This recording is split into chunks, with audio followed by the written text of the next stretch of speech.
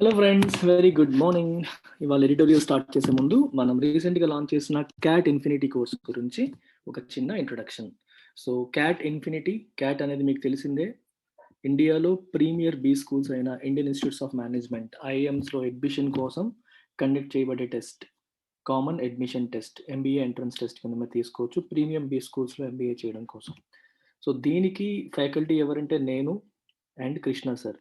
And I got 99 percentile in CAT and Krishna sir got 99.5 percentile in CAT.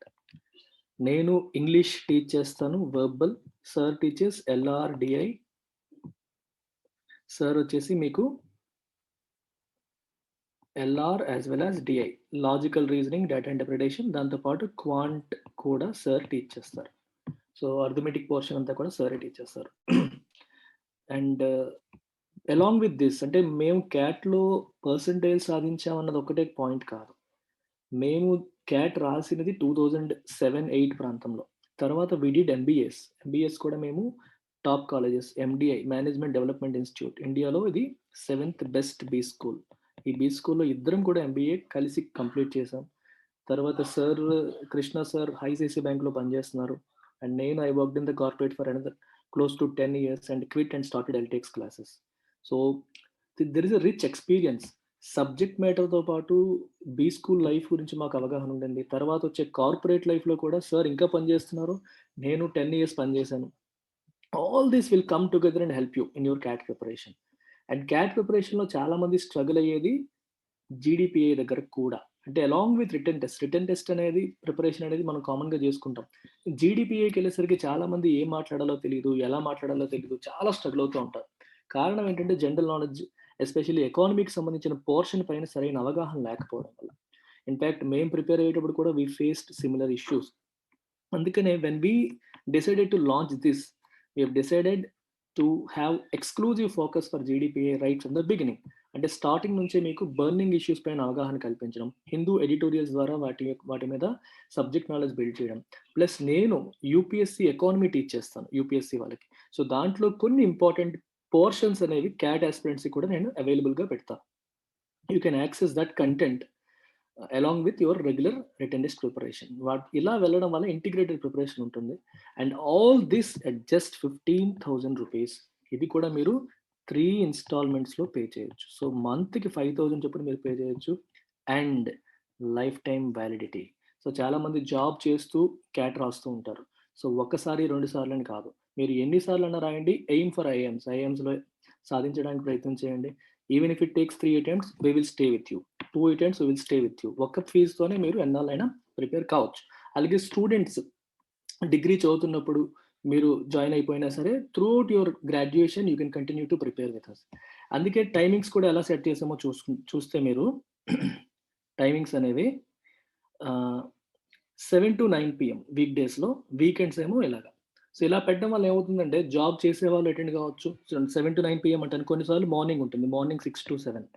So ఈ timings ఎలా అంటే ఆఫీస్కి వెళ్ళే వాళ్ళకి బాగుంటుంది, కాలేజ్ స్టూడెంట్స్ కూడా అటెండ్ అవ్వచ్చు, అండ్ కంప్లీట్ చేసిన వాళ్ళు ఎప్పుడైనా అటెండ్ కావచ్చు. సో వీకెండ్స్, వీక్ డేస్లో ఈవినింగ్ క్లాసెస్ ఇలా పెడుతూ మనం వెళ్తాం.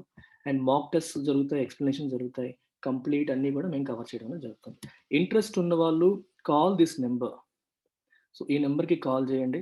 సో ఇక్కడ నెంబర్ రాస్తున్నాను, 7893899553.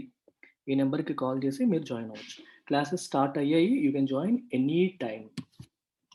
Take care, bye by.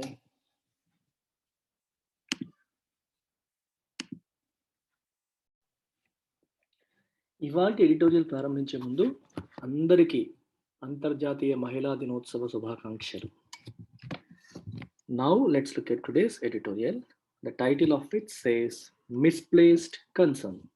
Concern అంటే అర్థం ఏంటి? ఆందోళన, భయం అంటాం చూడండి. I'm concerned about my child's future. మా బాబు భవిష్యత్తు ఏమవుతుందో అని చెప్పి నేను కలత చెందుతున్నాను అంటాం. అంటే ఆందోళన పడ్డం. కన్సర్న్ అనేది ఇక్కడ నౌన్ రూపంలో వచ్చింది, దీని మీనింగ్ ఆందోళన. మిస్ప్లేస్డ్ కన్సర్న్, చాలా లేవురా మిస్ప్లేస్ చేస్తానంటాం. అంటే ఎక్కడ పెట్టాలో అక్కడ పెట్టకుండా వేరే చోట పెడితే దాన్ని మనం మిస్ప్లేస్ చేయడం, మర్చిపోవడం, ఒక చోట పెట్టకుండా ఇంకో చోట పెట్టడం. I misplace my wallet. నా వాలెట్ ఎప్పుడు ఉండే ప్లేస్లో లేదు, ఎక్కడో పెట్టేశాను, కనిపించట్లేదు. అంటే ఉండాల్సిన పొజిషన్లో ఉండకుండా వేరే చోట ఉంటే దాన్ని మిస్ప్లేస్డ్ అంటాం. కన్సర్న్ అంటే ఆందోళన. అంటే ఆందోళన ఎక్కడ చెందాలో అక్కడ చెందకుండా, వేరే చోట అవసరం లేని చోట ఆందోళన చెందుతుంటే ఈ ఈ రకంగా చెప్పొచ్చు. Misplaced concern. A concern which is supposed to be there but not in its right place. Correct ప్లేస్‌లో లేదు, వేరే చోట ఆందోళన చెందుతున్నారు అనే సెన్స్‌లో ఈ టైటిల్ వస్తుంది. ఎవరు ఈ కన్సర్న్ చూపిస్తున్నారు? Supreme court. సుప్రీం కోర్ట్ ఏ విషయంలో ఆందోళన చెందాలో ఆ విషయంలో కాకుండా, వేరే విషయంలో అవసరం లేని చోట ఆందోళన పడుతుంది అనేది ఇక్కడ ఉద్దేశం. The Supreme Court should not allow outrage industry to shape moves to tighten OTT content regulation. దీని అర్థం ఏంటి చూడండి. ఔట్రేజ్ ఇండస్ట్రీ అని రాశారు. ఔట్రేజ్ అంటే మామూలుగా మీనింగ్ ఏంటంటే ఒక ఫీలింగ్ ఆఫ్ రిసెంట్మెంట్, యాంగర్. అంటే గవర్నమెంట్ ఒక మీకు బెస్ట్ ఎగ్జాంపుల్ ఫార్మర్ అగ్రికల్చర్ చట్టాలు తీసుకొచ్చింది central government. And it has seen outrage from farmer community. Farmer community కోపం చెందారు. వాళ్ళకి అది కంఫర్టబుల్‌గా లేదు.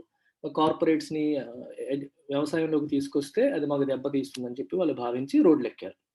So they have shown outrage అంటే a feeling of disappointment, resentment, anger, దాన్ని ఔట్రేజ్ అంటాం.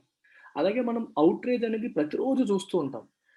ప్రభుత్వం తీసుకునే యాక్షన్స్‌కి వ్యతిరేకంగా మాట్లాడేవాళ్ళు, లేదా కామెడీ స్కిట్స్‌లోనో, సినిమాల్లోనో ఏదైనా డైలాగ్‌కి వ్యతిరేకంగా మా మనోభావాలు దెబ్బతిన్నాయని చెప్పి కోపాన్ని వ్యక్తపరిచేవాళ్ళు. This entire thing is ఔట్రేజ్.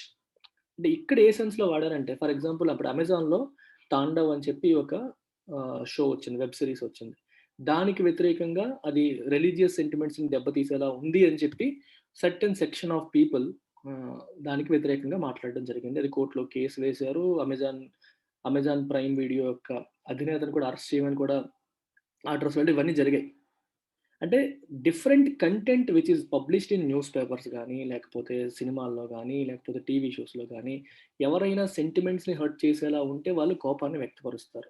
This entire thing is called outrage. Expression of anger in reaction to something, ఏదైనా సరే. అది ఏదైనా ఒక న్యూస్ ఆర్టికల్ కానీ, ఏదైనా దేనైనా చూసి మనం ఎక్స్‌ప్రెస్ చేయడం, కోపాన్ని ఎక్స్‌ప్రెస్ చేయడం ఔట్రేజ్. ఔట్రేజ్ ఇండస్ట్రీ అంటే అర్థం ఏంటంటే, ఇక్కడ ఏ సెన్స్‌లో వాడారు అని మీరు చూస్తే, ఏ విషయాన్ని చూసినా సరే మేము హర్ట్ అయిపోయాము, మాకు ఇబ్బంది కలిగిస్తుందని చెప్పి కోపాన్ని చూపించేవాళ్ళు. వాళ్ళందరిని ఒక గ్రూప్ చేసేసి ఔట్రేజ్ ఇండస్ట్రీ అని చెప్పారు. మరి ఈ సెంటెన్స్ ఇలా ఎందుకు రాశారు? Supreme court should not allow outrage industry to shape moves to tighten OTT content regulation. OTT అంటే ఓవర్ ది టాప్. ఓటీటీ అంటే ఏంటి? మనకి అమెజాన్ ప్రైమ్, ఆహా! ఇవన్నీ కూడా ఓటీటీ ప్లాట్‌ఫార్మ్స్ అంటారు. రైట్. సో, ఈ ఈ దాంట్లో ఉన్న కంటెంట్ అంటే అర్థం ఏంటి? అందులో వచ్చే వెబ్ సీరీస్‌లు గానీ, మూవీస్ గానీ, లేకపోతే స్పెసిఫిక్ ఇష్యూస్ గానీ ఇవన్నీ. వాటిని రెగ్యులేట్ చేయడానికి టైటన్ అంటే అర్థం ఏంటి? స్క్రూని బిగించడం అంటాం. టైటన్ చేయడం అంటే అర్థం ఏంటి? ఎక్కువగా రూల్స్ పెట్టేసి, ఇది పెట్టకూడదు, అది పెట్టకూడదు, ఇలా పెడితే ప్రాబ్లమ్ అవుతుంది, అలా పెడితే ప్రాబ్లమ్ అవుతుంది అని చెప్పి రూల్స్ ఎక్కువగా పెట్టడాన్ని టైటనింగ్ అంటారు. ఈ టైటనింగ్‌ని ఏది షేప్ చేయకూడదు? ఔట్రేజ్ ఇండస్ట్రీ షేప్ చేయకూడదు. అంటే అర్థం ఏంటంటే, ఎప్పుడు కూడా ఏ కంటెంట్ పెట్టినా సరే మేము హర్ట్ అయ్యాం అనే సెన్స్‌లో చాలామంది వ్యక్తపరుస్తూ ఉంటారు.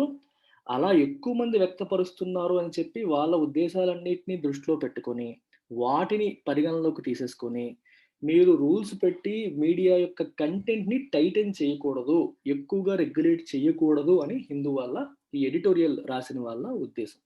ఎందుకంటే ఇది కూడా మీడియా కదా! ఇలా అందరూ ఇది రాస్తే మాకు నొప్పి, అది రాస్తే మీకు నొప్పి అంటే పత్రికా స్వేచ్ఛ దెబ్బతింటుంది. మీడియా యొక్క స్వేచ్ఛ దెబ్బతింటుంది. ఫ్రీడమ్ ఆఫ్ ఎక్స్‌ప్రెషన్ అనేది దెబ్బతింటుంది అనేది దీని అంతర్లీనంగా దీని ఉన్న మీనింగ్. ఇలా ఔట్రేజ్ ఇండస్ట్రీని మనం దృష్టిలో పెట్టుకొని ప్రతి వాళ్ళ నోర్లు నొక్కేస్తే ఫ్రీడమ్ ఆఫ్ స్పీచ్ అనేది దెబ్బతింటుంది. కోర్ట్ అలా చేయకూడదు అనేది దీని ultimate objective. It is a matter of concern that the Supreme Court chose to convert a routine hearing on a petition for anticipatory bail from an executive of the Amazon Prime Video into an occasion to call for tightening the regulatory norms for over-the-top streaming services in the country. దీనికి కథ ఏంటంటే, Amazon prime వీడియోకి చెందిన ఒక ఎగ్జిక్యూటివ్‌కి తను anticipatory bail petition పెట్టింది. Anticipatory bail అంటే రేపు పొద్దున్న అరెస్ట్ చేసే అవకాశాలు ఉన్నాయేమో అని చెప్పి యాంటిసిపేటరీ అంటే యాంటిసిపేట్ చేయడం అంటే ఊహించడం. నెక్స్ట్ ఏం జరగబోతుందో ఊహించడాన్ని మనం యాంటిసిపేట్ చేయడం అంటాం. ముందే నాకు బెయిల్ ఇప్పించండి. ఒకవేళ వాళ్ళొస్తే నేను బెయిల్ కాపీ చూపిస్తాను అనేది యాంటిసిపేటరీ బెయిల్ యొక్క మీనింగ్. దానికి తను పిటిషన్ పెట్టింది ఆవిడ. ఆ పిటిషన్‌కి సంబంధించి హియరింగ్ అంటే విచారణ జరిగింది. కోర్టు వాదోపవాదాలు విన్నది.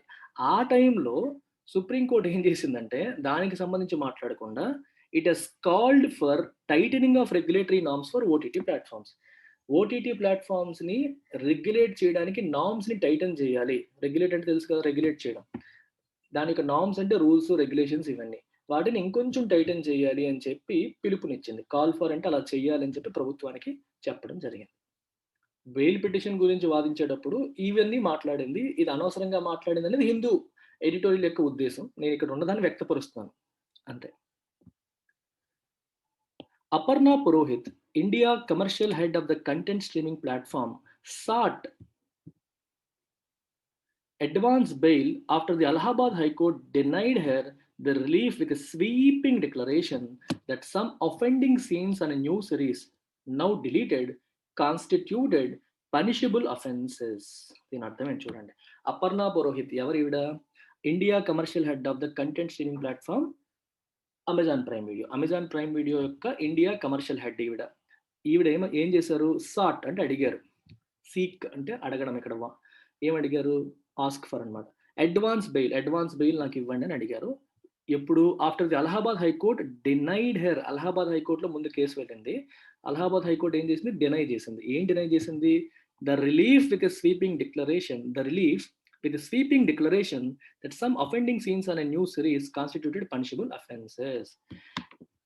తాండవ్ అనే వెబ్ సిరీస్ లో షూట్ చేసిన కొన్ని సీన్స్ ఏవైతే ఉన్నాయో అవి దే ఆర్ పనిషబుల్ అఫెన్సెస్, శిక్షార్హమైన నేరాలు అని చెప్పి, ఎటువంటి సీన్స్? అఫెండింగ్ అంటే బాధ కలిగించే, అంటే కొన్ని వర్గాల ప్రజలకి మనసుకి గాయపరిచించే లాంటి సీన్స్ ఉన్నాయి. ఆ సీన్స్ అన్ని కూడా పనిషబుల్ అఫెన్సెస్ అంటే అర్థం ఏంటి? శిక్షార్హమైన నేరాలు అని చెప్పి అలహాబాద్ హైకోర్టు ఒక స్వీపింగ్ డిక్లరేషన్ ఇచ్చింది.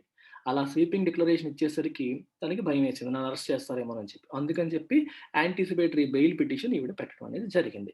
స్వీపింగ్ అంటే అర్థం ఏంటి? మామూలుగా స్వీప్ అంటే ఓడవడం అనే మీనింగ్ ఉంటుంది. కానీ ఇక్కడ ఏ సెన్స్ లో వచ్చింది? స్వీపింగ్ అంటే వైడ్ రేంజింగ్ అని అర్థం. కవరింగే అంటే హ్యూజ్, ఒక పెద్ద స్టేట్మెంట్, బ్లాంకెట్ స్టేట్మెంట్ ఇచ్చేశారు అంటే అది ఒక స్వీపింగ్ స్టేట్మెంట్ అంటాం. మీకు చూడండి, క్లీన్ స్వీప్ చేస్తారంట. 3-0తో ఓడించింది అనుకోండి మన కంట్రీ వేరే కంట్రీని సిరీస్లో, మొత్తం ఓట్ చేసాం. అలాగే స్వీపింగ్ డిక్లరేషన్ అంటే ఒక హ్యూజ్ డిక్లరేషన్, కవరింగ్ ఒక వైడ్ రేంజింగ్ డిక్లరేషన్ అనే సెన్స్లో మీకు అది వస్తుంది. ఆ సీన్స్ అనేవి చిన్నవి కాదు, పనిషబుల్ అఫెన్సెస్ కింద వస్తాయి. అలాంటి సీన్స్ మీరు అందులో చిత్రీకరించారు అని చెప్పి తను చెప్తున్నారు. ఇప్పుడు డిలీట్ చేస్తారు అవి, అయినప్పటికీ ఒరిజినల్గా ఫస్ట్ ఫ్రేమ్ చేశారు. తర్వాత అవుట్రేజ్ వచ్చిన తర్వాత, ప్రజల్లో వ్యతిరేకత వచ్చిన తర్వాత వాటిని డిలీట్ చేయడం అనేది జరిగింది. Accused of hurting religious sentiments by allowing the streaming of Tandav, Ms. Purohit did get protection from arrest. But what is disconcerting is that the court went through the recently notified rules for digital media and intermediaries and observed that these lacked teeth. చాలా important sentence ఇది. In fact entire editorial దీని మీద ఆధారపడి ఉంది. ఇప్పుడు accused of hurting religious sentiments by allowing the streaming of Tandav అనే web series ని stream చేయడానికి అలో చేసి పర్మిషన్ ఇచ్చి రిలీజియస్ సెంటిమెంట్స్ ని హర్ట్ చేశారు అంటే, మతపరమైన సెంటిమెంట్స్ ని మీరు హర్ట్ చేశారు అనే అక్యూజేషన్ ఇవి ఫేస్ చేస్తుంది. అక్యూజేషన్ అంటే ఆరోపణ, అక్యూజ్డ్ ఆఫ్ అంటే ఆరోపణలు ఎదుర్కొంటుంది. ఎవరు? పురోహిత్. ఈవిడ she did get protection from arrest నుంచి ప్రొటెక్షన్ వచ్చింది, బెయిల్ వచ్చింది తనకి. కానీ వాట్ ఈస్ డిస్కన్సర్టింగ్ ఏంటి ఇక్కడ? What is disconcerting here? What is the meaning of disconcerting అంటే unsettling, causing one to feel unsettled. మీకు బెస్ట్ ఎగ్జాంపుల్ చెప్తాను. క్రికెట్ ఆడుతున్నప్పుడు ఎవరైనా బ్యాట్స్మెన్ బ్యాటింగ్ చేస్తున్నాడు అనుకోండి, బౌలర్ ఎస్పెషల్లీ ఆస్ట్రేలియన్ బౌలర్స్ పొడుగ్గా ఉంటారు. వాళ్ళేమో షార్ట్ పిచ్ లో బంతేసి చాలా మన షోల్డర్ హైట్ కి, మన మొహం మీదకి బంతి వచ్చేలా వేస్తారు. మీరు బ్యాటింగ్ చేస్తున్నప్పుడు అది మన మొహం మీదకి లేదా మన షోల్డర్ పైనకి వచ్చినప్పుడు బంతి ఇలా వచ్చేసింది అనుకోండి, బ్యాట్స్మెన్ ఏమవుతాడంటే తన పొజిషన్ అనేది డిస్టర్బ్ అవుతుంది. ఒక రకంగా నిల్చొని కొట్టడానికి ట్రై చేస్తాడు, కింద నుంచో పక్క నుంచో ఎటు నుంచో కొడతాడు. మన మొహం మీదకి బంతి వస్తే ఎలా కొడతాడు? ఆక్వర్డ్ పొజిషన్లోకి వెళ్ళిపోతాడు. ఇట్ అన్సెటిల్స్ హిమ్, తన పొజిషన్ ని డిస్టర్బ్ చేస్తుంది. అప్పుడే మన క్రికెట్ కామెంటరీ మీరు అబ్జర్వ్ చేస్తే ది బౌలర్ ఎక్స్ట్రాక్టెడ్ డిస్కన్సర్టింగ్ బౌన్స్ అంటారు. డిస్కన్సర్టింగ్ అంటే ఆ బ్యాట్స్మెన్ యొక్క పొజిషన్ ని అన్సెటిల్ చేసేలాగా, తన యొక్క పాయిజ్ ని, తన యొక్క ఫ్రేమ్ ని అన్సెటిల్ చేసేలాగా బౌన్స్ ని ఎక్స్ట్రాక్ట్ చేశారు. బౌన్స్ని రాబట్టారు, ఎక్స్ట్రాక్ట్ అంటే రాబట్టడం అని అర్థం. ఇక డిస్కన్సెర్టింగ్ అని అర్థం ఏంటంటే అన్సెటిల్ చేసేలాగా, డిస్టర్బ్ చేసేలాగా, సింపుల్గా చెప్పాలంటే డిస్టర్బింగ్ అని మీరు తీసుకోవచ్చు. అంటే మన యొక్క సిచ్యువేషన్ డిస్టర్బ్ చేసేలాగా ఒక విషయం ఉంది. ఏంటుంది? What is disconcerting is that the court went through the recently notified rules for digital media and intermediates. రీసెంట్గా ఎంతోమంది ఎడిటోరియల్స్లో మనం చూసాం. గవర్నమెంట్ ఒక 3 టైర్ ఆర్కిటెక్చర్ తీసుకొచ్చింది, స్ట్రక్చర్ తీసుకొచ్చింది. ఈ ఓటీటీ ప్లాట్ఫామ్స్కి, డిజిటల్ మీడియాకి రెగ్యులేషన్ చేయడం కోసం కొన్ని రూల్స్ తీసుకొచ్చింది. ఆ రూల్స్ని సుప్రీంకోర్టు చదివింది. చదివి ఏం చెప్పింది? దీస్ రూల్స్ అండ్ అబ్జర్వ్డ్, తర్వాత ఇక్కడ రాసా చూడండి, అండ్ అబ్జర్వ్డ్ ఏమని చెప్పింది? They lakh teeth. ఇదేంటిది? ఆ రూల్స్కి బలం లేదు. రూల్స్ మీరు పెట్టారు కానీ అవి టూత్లెస్, దే ల్యాక్ టీత్ అని అర్థం. అంటే దానికి పవర్ లేదు, షార్ప్నెస్ లేదు అని అర్థం. రూల్స్ పెడితే కొంచెం స్ట్రాంగ్గా పెట్టండి, వీక్గా ఉన్నాయి మీ రూల్స్ అని చెప్పి సుప్రీంకోర్టు చెప్పింది. మీడియా ఆల్రెడీ నొప్పి ఫీల్ అవుతుంది, మమ్మల్ని ఇంకా ఓవర్గా రెగ్యులేట్ చేస్తున్నారు, గవర్నమెంట్ కూడా ఇన్వాల్వ్ అయిపోతుంది, ఎపెక్స్ బాడీలో గవర్నమెంట్ ఉంటుందని చెప్పి దానికి వ్యతిరేకంగా హిందూలో ఆల్రెడీ ఎడిటోరియల్ వచ్చింది. ఇప్పుడు సుప్రీంకోర్టు ఏం చెప్తుందంటే మీరు పెట్టిన రూల్స్ ఇంకా సరిపోవు, ఇంకా స్ట్రాంగ్ రూల్స్ పెట్టండి, పనిష్మెంట్ చేయండి అని చెప్పి సుప్రీంకోర్టు చెప్పింది. అది ఇప్పుడు ఇంకా నొప్పి కలిగిస్తుంది మీడియాకి. అక్కడ విషయం అది. ల్యాక్ టీత్ అంటే టీత్ లేకపోతే ఏమవుతుంది? పళ్ళు ఉంటాయి కదా, మనం కొరుకుతాం, షార్ప్గా ఉంటాయి. పళ్ళు లేవు అంటే షార్ప్నెస్ లేదు, అంటే వాటికి ఉండాల్సినంత పవర్ లేదు అని అర్థం. If something lakhs teeth, it doesn't have the sharpness that is required అని అర్థం.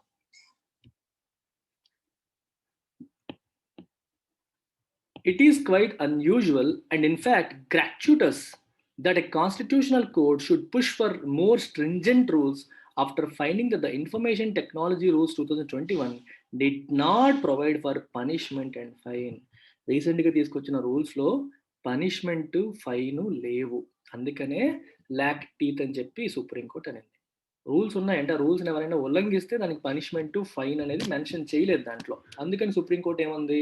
దే ల్యాక్ టీత్ అని చెప్పి అంటుంది. ఇప్పుడు వీళ్ళు ఏమంటున్నారు? It is quite unusual. ఇది అన్యూజువల్, సుప్రీంకోర్టు ఇలా అనడం అనేది అన్యూజువల్ అని చెప్పి హిందూ అంటుంది. ఎందుకంటే ఇంకేమంటుంది? It is quite unusual and in fact gratuitous. Gratuitous అంటే something that is done for free without any reason. అంటే అవసరం లేకుండా చెప్పడం. ఇప్పుడు ఒక సలహా ఇచ్చారు అనుకోండి, నువ్వు అడగలేదు సలహా, అడగకుండా నీకు సలహా ఇచ్చారు, it is gratuitous. Nobody has asked for your advice but you have given it.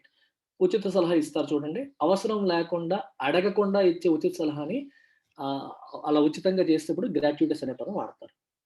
Something that is done for free without any reason. Reason లేకుండా ఉచిత సలహా లాగా చేయడం అన్నమాట. ఆ సెన్స్ని గ్రాట్యుటస్ అని అంటాం. It is quite unusual and in fact gratuitous that constitutional court should push for more stringent rules.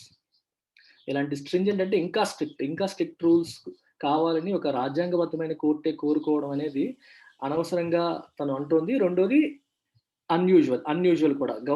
Court తనంతట తానే ఎప్పుడు ఉంది. ఎవరైనా కోర్టు దగ్గరికి వచ్చి మేము మాకు పలానా ఇబ్బంది ఉంది అని కేసు ఫైల్ చేస్తే మాట్లాడడం ఓకే. కానీ ఇప్పుడు బెయిల్ పిటిషన్ దీన్ని పెట్టినప్పుడు ఈ సందర్భంలో దాని గురించి మాట్లాడాల్సిన అవసరం సుప్రీంకోర్టుకి లేదు, ఊరికే మాట్లాడుతుంది అనేది వీళ్ళ యొక్క ఉద్దేశం. The courts very approach is way out of line. Court తీసుకున్న అప్రోచే అవుట్ ఆఫ్ లైన్. జనరల్గా ఉండే రొటీన్ పద్ధతిలో లేదు, it is out of line. ఆ లైన్ ఫాలో అవ్వలేదు. The new rules are essentially restrictions on free speech and expression through digital media. Free speech మరియు expression పైన restrictions, కొత్తగా గవర్నమెంట్ తీసుకొచ్చిన ఈ కొత్త రూల్సే రెస్ట్రిక్షన్స్. సుప్రీంకోర్టు ఏ సెన్స్లో వాడుతున్నారో చూడండి. సుప్రీంకోర్టు యొక్క బాధ్యత ఏంటి? వ్యక్తుల యొక్క ఫండమెంటల్ రైట్స్ని ప్రొటెక్ట్ చేయడం. ఫండమెంటల్ రైట్స్ అంటే అర్థం ఏంటి? మన ప్రాథమిక హక్కులు. రాజ్యాంగం మనకి ఇచ్చిన ప్రాథమిక హక్కులు ఉన్నాయి.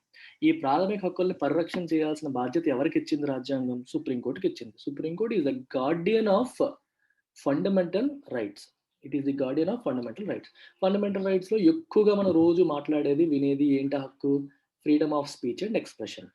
ఓకే, భావ వ్యక్తీకరణ హక్కు అని చెప్పి మనం అంటాం. ఇది కామన్గా ఉంటుంది. ఇప్పుడు రీసెంట్గా గవర్నమెంట్ తీసుకొచ్చిన రూల్స్ ఏంటి? They are restrictions on free speech and expression. మన ఫ్రీ స్పీచ్ మరియు ఎక్స్ప్రెషన్ పైన రెస్ట్రిక్షన్స్. సో జనరల్గా మనం ఏం ఎక్స్పెక్ట్ చేస్తాం? వాటికి వ్యతిరేకంగా సుప్రీంకోర్టు మాట్లాడుతుందేమో అని మనం ఎక్స్పెక్ట్ చేస్తాం. అలాంటిది ఇప్పుడు ఏం జరిగింది? సుప్రీంకోర్టు ఏముంటుంది? మీరు పెట్టిన రూల్స్ సరిపోవు, ఇంకొంచెం స్ట్రిక్ట్గా పెట్టండి అని చెప్పి సుప్రీంకోర్టు ఉంటుంది. అందుకే అన్యూజువల్ అని చెప్పి ఫీల్ అవ్వడం అనేది జరుగుతుంది. Right. Courts generally examine the validity of such curbs on free speech and decide whether they are reasonable or too restrictive. అదే రాస్తున్నారు ఇక్కడ. కోర్ట్స్ జనరల్గా అలాంటి రూల్స్ ఏమైనా, కర్బ్స్ అనేది నియంత్రణలు, రెస్ట్రిక్షన్స్, ఇలాంటి నియంత్రణలు ఏమైనా పెడితే వాటి వ్యాలిడిటీని ఎగ్జామిన్ చేస్తుంది కోర్టు. అలా అంత నియంత్రణ పెట్టొచ్చా, అది ఫ్రీడమ్ ఆఫ్ స్పీచ్ని రెస్ట్రిక్ట్ చేసేది కాదా అని చెప్పి నియంత్రిస్తుంది. అండ్ అవి రీజనబుల్లా లేకపోతే టూ రెస్ట్రిక్టివ్ అని చెప్పి డిసైడ్ చేస్తాయి కోర్టులు. కానీ ఈసారి రివర్స్ జరిగింది. కోర్టే మీ రూల్స్ సరిపోవు, ఇంకా స్ట్రాంగ్గా పెట్టండి అని చెప్పి కోర్టు చెప్పడం జరిగింది. It is unusual that the apex court should seek to go beyond what the executive describes as soft touch monitoring and press for inclusion of punishment clauses. Executive అంటే ఏంటి? ప్రభుత్వ యంత్రాంగం, గవర్నమెంట్ ఏం చెప్తుంది? సాఫ్ట్ టచ్ మానిటరింగ్ ఉంటుంది. Soft touch monitoring అంటే డెలికేట్గా, సాఫ్ట్గా handle చేయడం. మానిటర్ చేస్తాం, మిమ్మల్ని ఇబ్బంది పెట్టేలాగా చెయ్యం, మీరు తప్పు చేయకుండా చూస్తాము, మరీ ఎక్కువ ఇబ్బంది పెట్టకుండా చూస్తూ ఉంటామని చెప్పడాన్ని సాఫ్ట్ టచ్ మానిటరింగ్ అంటాం, డెలికేట్గా. ఎగ్జిక్యూటివే మేము డెలికేట్ మానిటరింగ్ చేస్తామని చెప్తున్నప్పుడు సుప్రీంకోర్టు ఏముంటుంది? డెలికేట్ మానిటరింగ్ కాదు, పనిష్మెంట్ క్లాజెస్ ఇంక్లూడ్ చేయండి, మీరు పనిష్మెంట్ చేయండి, పనిష్మెంట్ క్లాస్ ఇంక్లూడ్ చేయండి అని చెప్పి ప్రెస్ చేస్తుంది, అడుగుతుంది. అది చాలా అన్యూజువల్గా, అసాధారణంగా అనిపిస్తుంది అని చెప్పి ఈ స్టేట్మెంట్ యొక్క మీనింగ్. అది కోర్టు ఎందుకు ఎంత కన్సర్న్ అయిపోతుంది, ఎందుకు ఎంత కంగారు పడిపోతుంది? గవర్నమెంటే సాఫ్ట్ టచ్ మానిటరింగ్ అన్నప్పుడు కోర్టు ఇంకా పనిష్మెంట్ చేయండి, ఆ రూల్స్ పెట్టండి, ఈ రూల్స్ పెట్టండి ఎందుకు అడుగుతుంది? It seems to be concerned about obscenity and uncensored content on streaming services, the ostensible reason for its incursion into the regulatory territory. Chala important. When there was no challenge to the new rules before it, జనరల్గా కోర్టుల యొక్క పని ఏంటి? Already ఉన్న చట్టాలని ఎవరైనా సరే challenge చేస్తే, గవర్నమెంట్ తీసుకొచ్చిన రూల్స్ని ఎవరైనా ఛాలెంజ్ చేస్తే అప్పుడు కోర్టు వాటిని పరిశీలించి తన ఒపీనియన్ చెప్తుంది. కానీ ఏమీ లేకుండా కోర్టు ఈసారి ఇలా మాట్లాడింది, దీనికి గల ప్రాబబుల్ రీజన్ ఏంటి? What is the ostensible reason? Ostensible అంటే కనిపించేది, సంథింగ్ అపరెంట్ అంటాం కదా, అపరెంట్ రీజన్. ఇప్పుడు కోర్టు నేను పలానా కారణం వల్ల చేశానని చెప్పదు, మనమే ఊహించుకుంటాం. ఓకే, ప్రాబబులీ, ఆస్టెన్సిబులీ, అపరెంట్లీ మనకి బయటికి కనిపిస్తున్న ఇన్ఫర్మేషన్ ప్రకారం రీజన్ ఏమై ఉంటుందంట? It seems to be concerned about obscenity and uncensored content. ఎందుకంటే ఓటీటీ ప్లాట్ఫామ్కి సెన్సార్షిప్ లేదు. మన సినిమాల్లో ఏది చేయాలంటే సెన్సార్షిప్ ఉంటుంది, సెన్సార్ వాళ్ళు ఆపుతారు, యూబైఏ certificate, you certificate, clean you certificate ఏవి ఇస్తారు. ఓటీటీకి లేదు. సో అబ్సీనిటీ ఎక్కువైపోతుంది. తర్వాత కొంచెం న్యూడిటీ వచ్చేస్తుంది, పోర్నోగ్రఫీ చూపించేస్తున్నారు, అంటే ఆ పేరుతో రెస్ట్రిక్షన్స్ లేవు కదా అని చెప్పేసి ఇవన్నీ వచ్చేస్తున్నాయి అనేది సుప్రీంకోర్టు యొక్క కన్సర్న్, ఆందోళన చెందుతుంది సుప్రీంకోర్టు. అర్థమవుతుందా? అబ్సీన్ అంటే ఎక్స్ట్రీమ్లీ అఫెన్సివ్ ఇమేజెస్, కొంచెం బాధ కలిగించే, ఇబ్బంది కలిగించేవి, ఆ సెన్స్లో మనం తీసుకోవచ్చు. వాటి గురించి కోర్టు ఆందోళన పడుతున్నట్టుగా అనిపిస్తుంది. That seems to be the ostensible reason, apparent reason for its incursion. Incursion అంటే దూరిపోవడం, దేంట్లో? ఇంటూ రెగ్యులేటరీ టెరిటరీలో కోర్టు ఎప్పుడు దూరదు, కానీ తనకి సంబంధం లేని ఒక టెరిటరీలోకి కోర్టు ఈరోజు ఇన్కర్షన్ అవుతోంది, ఇన్వాల్వ్ అవుతోంది అనడానికి కారణం ఏంటంటే probably it seems to be concern with obscenity. దాంతో ఆందోళన చెందినట్టుగా అనిపిస్తుంది. సీమ్స్ టు బి అన్నారు, అయి ఉండొచ్చు అనేది ఇక్కడ ఉద్దేశం అనమాట. రైట్. ఇన్కర్షన్ అంటే ఏం రాస్తారు? What is the meaning of incursion? ఇంకొక విషయంలో దూరడం, సడన్ గా ఇంకొక విషయంలో దూరడం అని అర్థం, ఇన్వాల్వ్ అవ్వడం. Okay, getting involved in something, someone else's private situation అని చెప్పొచ్చు. ఇక్కడ రెగ్యులేటరీ స్పేస్ అనేది సుప్రీంకోర్టుది కాదు, గవర్నమెంట్ స్పేస్. ఆ స్పేస్ లోకి సుప్రీంకోర్టు ఇన్కర్షన్ జరిగింది, ఇన్వాల్వ్ అయ్యింది. When the matter is taken up again, ఈ మ్యాటర్ మళ్ళీ సుప్రీంకోర్టు ముందుకు వచ్చినప్పుడు, the court should bestow attention on the high court order that gave rise to the proceedings, an order that shows extraordinary zeal to protect religious sentiment. Next time ఈ case take up చేసినప్పుడు supreme court ఏం చేయాలి? It must Bairstow attention. What is the meaning of Bairstow? Bairstow అంటే అర్థం ఏంటి? Confer అంటే మన వైపు పెట్టు, పుట్ అనే మీనింగ్ వస్తుంది, కాన్ఫర్ అనే మీనింగ్ వస్తుంది. అటెన్షన్ ని పెట్టాలి. ఎక్కడ పెట్టాలి? దేనిపైన అటెన్షన్ పెట్టాలంట? On the high court order. High court order పైన అటెన్షన్ పెట్టాలి. ఏంటి high court order? Something that gave rise to the proceedings. Right, ఈ ప్రొసీడింగ్స్ కి ఆర్డర్ ఇచ్చిన హైకోర్టు ఆర్డర్ పైన సుప్రీంకోర్టు దృష్టి పెట్టాలి నెక్స్ట్ టైం. ఎందుకంటే హైకోర్టు ఆర్డర్ ఏం చేసింది? దట్ షోస్ ఎక్స్ట్రాడినరీ జీల్ అంటే ఎంతూజియాజం టు ప్రొటెక్ట్ రిలీజియస్ సెంటిమెంట్ని ప్రొటెక్ట్ చేయడానికి ఎక్స్ట్రాడినరీ జీల్ చూపించిన హైకోర్టు ఆర్డర్ పైన దృష్టి పెట్టాలి సుప్రీంకోర్టు నెక్స్ట్ టైం అంటున్నారు. మీకు ఒకసారి బ్యాక్గ్రౌండ్లోకి మళ్ళీ వెళ్దాం. తాండవ్ అనే సినిమా అనే వెబ్ సిరీస్ వచ్చినప్పుడు అది హిందూ రిలీజియస్ సెంటిమెంట్ని హర్ట్ చేస్తుంది అని చెప్పి అవుట్రేజ్ వచ్చింది. అవుట్రేజ్ అంటే అర్థం ఏంటి? ఎక్సెసివ్ అంటే ప్రజల్లో వచ్చిన ఒక యాంగర్ కానీ బాధ కానీ expression of anger in reaction to something. ఆ వెబ్ సిరీస్ పేరు తాండవ్ అని పెట్టారు. దాంట్లో కొంత కంటెంట్ సీన్స్ అనేవి మా సెంటిమెంట్స్ హర్ట్ చేసినట్టు ఉన్నాయని చెప్పి ప్రజల్లో అవుట్రేజ్ వచ్చింది. అవుట్రేజ్ వచ్చిన తర్వాత అది కోర్టుకు వెళ్ళడం జరిగింది. అప్పుడు ఆ కోర్టు ఆ విషయం పైన తీర్పునిస్తూ కొన్ని స్వీపింగ్ డిక్లరేషన్స్ చేసింది. రిలీజియస్ సెంటిమెంట్స్ హర్ట్ చేసేలా ఉన్న ఈ సీన్స్ ఇవన్నీ పెట్టడం అనేది పనిషబుల్ అఫెన్స్, ఇది అంటే శిక్షార్హమైన నేరాలని చెప్పి కోర్టు స్వీపింగ్ డిక్లరేషన్ అనేది ఇవ్వడం జరిగింది. దాని గురించి చెప్తే ఏమన్నారు? ఇట్ షోస్ ఎక్స్ట్రాడినరీ జీల్ అంటే ఎంతూజియాజం. ఈ పదం చూడండి, ఇంట్రెస్టింగ్ ఉంటుంది. మీకు జెలస్ అంటే తెలుసు కదా, ఈర్ష్య అసూయ అని చెప్పి మనం అంటాం. ఈ పదం కూడా వస్తుంది, సిమిలర్గా అనిపిస్తుంది. జీలస్ అంటే enthusiastic person, jealous enthusiastic person అనమాట. జీల్ అంటే ఎంతూజియాజం. అంత ఎంతూజియాజం చూపించింది దేనికి? రిలీజియస్ సెంటిమెంట్ని ప్రొటెక్ట్ చేయడానికి అని. While refusing to pre arrest bail, okay, అదేమో ప్రీ అరెస్ట్ బెయిల్ రిఫ్యూజ్ చేసింది Allahabad high court. The high court has made an unusual claim, ఒక అసాధారణమైన ఒక క్లెయిమ్ చేసింది. ఏంటది? That the title Tandav it self could hurt the sentiments of a majority of Indians because it is associated with lord Shiva. Tandav, Shiva తాండవం అంటాం, శివుడు చేసే నాట్యాన్ని మనం తాండవ్ అంటాం కదా, అది లార్డ్ శివతో అసోసియేట్ అయ్యి ఉంది. ఆ టైటిలే మన రిలీజియస్ సెంటిమెంట్స్ ని హర్ట్ చేయొచ్చు అని చెప్పి ఒక స్టేట్మెంట్ ఇవ్వడం అనేది జరిగింది. ఎవరు? High court. It has observed that alluding to Lord Rama gaining popularity on social media is a reference to the Ayodhya dispute and therefore offensive. ఇంకా ఏమంది? లార్డ్ రాముడు పాపులారిటీ సోషల్ మీడియాలో పాపులర్ అవుతున్నాడు అనే విషయాన్ని ఎల్యూడ్ చేయడం అంటే అర్థం ఏంటి? రిఫర్ చేయడం, ఇండైరెక్ట్ గా హింట్ చేయడం. ఎల్యూడ్ టు అంటే టు హింట్ ఎట్ సంథింగ్ అన్నమాట, దాన్ని చూపించడం, హింట్ చేయడం అని అర్థం, హింట్ ఎట్ అని అర్థం. సోషల్ మీడియాలో రాముడు పాపులర్ అవుతున్నాడు అని చెప్పి హింట్ చేయడం అనేది is reference to Ayodhya dispute. Ayodhya dispute గురించి డైరెక్ట్ గా మాట్లాడకుండా ఇండైరెక్ట్ గా రాముడు సోషల్ మీడియాలో హైలైట్ అవుతున్నాడు, పాపులర్ అవుతున్నాడు అని చెప్పి ఆ తాండవ్ వెబ్ సిరీస్ లో మాట్లాడారంట.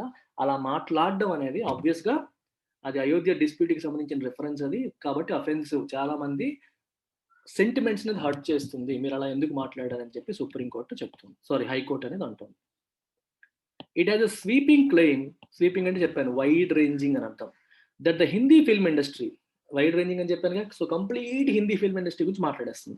In contrast with southern counter parts అంటే తమిళ్, తెలుగు, మలయాళం, కన్నడ ఈ ఇండస్ట్రీస్ తో కంపేర్ చేస్తే హిందీ ఇండస్ట్రీ అనేది was generally disrespectful to the Hindu religion కి డిస్రెస్పెక్ట్ఫుల్ గా ఉంటుంది హిందీ ఫిల్మ్ ఇండస్ట్రీ. వీళ్ళంతా కూడా హిందూస్ ని హర్ట్ చేసేలాగా సినిమాలు తీస్తారు, మాట్లాడుతూ ఉంటారు, ఈ ఇండస్ట్రీ అలాంటిది అని చెప్పి ఒక పెద్ద క్లెయిమ్ చేసింది, పెద్ద స్వీపింగ్ స్టేట్మెంట్ అనేది ఇవ్వడం జరిగింది. It would be unfortunate if the judiciary lets itself be seen as departing from its record of protecting individuals harassed by those claiming that their religious or cultural sentiments have been hurt by some work of art or even remarks or gestures by celebrities. Okay, ఇది statement చాలా interesting statement. ఇది it would be unfortunate, ఇది దురదృష్టకరం. ఎప్పుడు? If the judiciary lets itself be scene as departing from it's record of protecting individuals. జనరల్గా ఏం జరుగుతుందంటే, ఒక వ్యక్తి ఒక ఆర్టిస్ట్ ఏదైనా ఒక బొమ్మ వేసాడు అనుకోండి, లేకపోతే ఒక పాట పాడాడు అనుకోండి, ఒక సినిమా తీసాడు అనుకోండి, ఏదన్నా తీసినప్పుడు ఆర్టిస్టిక్ ఫామ్కి ఎప్పుడు కూడా క్రియేటివ్గా మైండ్లో అనిపించి చేస్తారు. ఇలా అనిపించినప్పుడు there will be some people who say మీరు చేసిన దానికి ఎంత మీనింగ్ ఉంది, మా సెంటిమెంట్స్ హర్ట్ అయ్యాయి, మేము ఇబ్బంది పడ్డాం అని చెప్పి దానిపైన గొడవ పడతారు.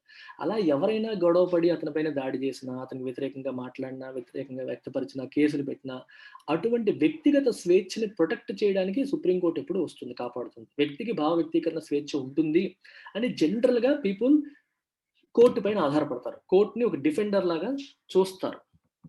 అర్థమవుతుంది కదా? It's record of protecting individuals, ఆ ఇండివిజువల్స్ ని ప్రొటెక్ట్ చేసే రికార్డు కోర్టుకు ఉంది.